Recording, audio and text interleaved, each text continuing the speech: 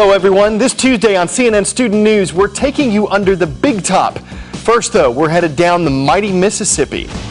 That would be the Mississippi River, which is causing floods up and down its path through the United States.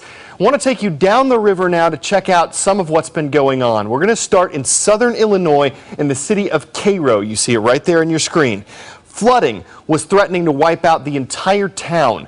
The U.S. Army Corps of Engineers came up with this plan to help Cairo and some other communities nearby. And that brings us down to Missouri.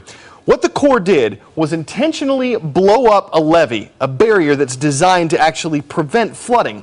That helped the towns up in Illinois, but it purposely flooded some parts of Missouri, some farms, and a lot of people, especially farmers, angry with this plan. One farmer said she felt like she was suffering for somebody else. The flooding has followed the Mississippi's path through Arkansas and down into Louisiana, as you see here. Yesterday, engineers opened a spillway north of the city of New Orleans. The goal here is to help ease the pressure on the river, hopefully lower the flood levels, keep the water away from New Orleans. But just to give you an idea of how much water we're talking about, a commander with the Army Corps of Engineers offered an analogy. He says the water that's rushing through the Mississippi right now, in 1 second, could fill up an area the size of a football field 44 feet deep. We're also seeing flooding in states that the Mississippi branches off to, like Tennessee. Holly Furfer has more on the situation there. Tennessee's largest city is in the crosshairs. Memphis now has the most high-risk population for flooding, according to the Army Corps of Engineers. On Tuesday, authorities expect the Mississippi to crest at 48 feet outside the city, less than a foot shy of the record level set in 1937. With the Mississippi swollen by a month of abnormally high rainfall, its tributaries are overflowing with nowhere for their water to flow. At least 1,100 homes and trailers in and around Memphis have been evacuated. 400 residents of Shelby County are currently in shelters. On Sunday, officials went door to door to alert others that they may also need to leave their homes. The mayor of Memphis is confident that all those who need to escape the rising waters will be evacuated. We'll get them out. Some are holding out to the last minute, but we think in the end they're going to come on out. Officials say while there is great pressure on the levees around Memphis, they are currently performing as expected. Is this legit?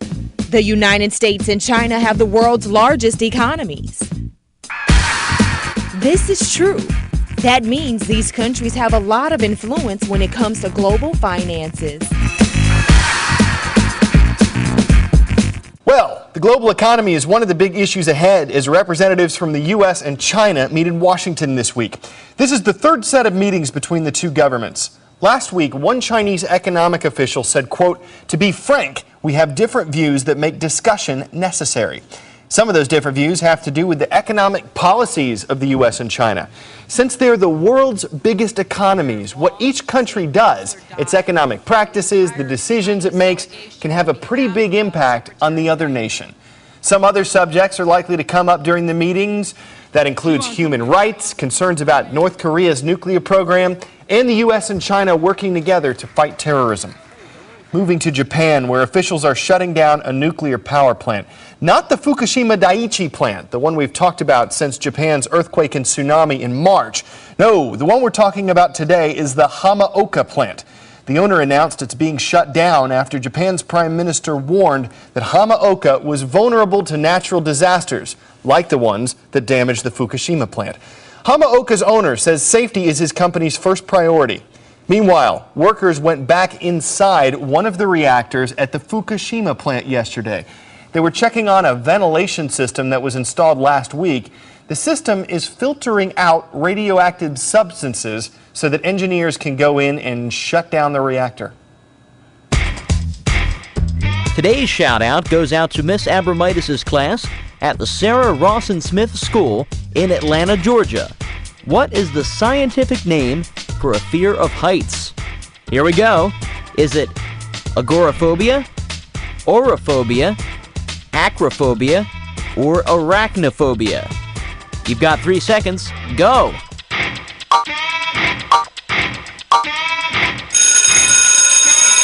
Fear of heights is acrophobia, from the root word acro, which means height. That's your answer, and that's your shout out.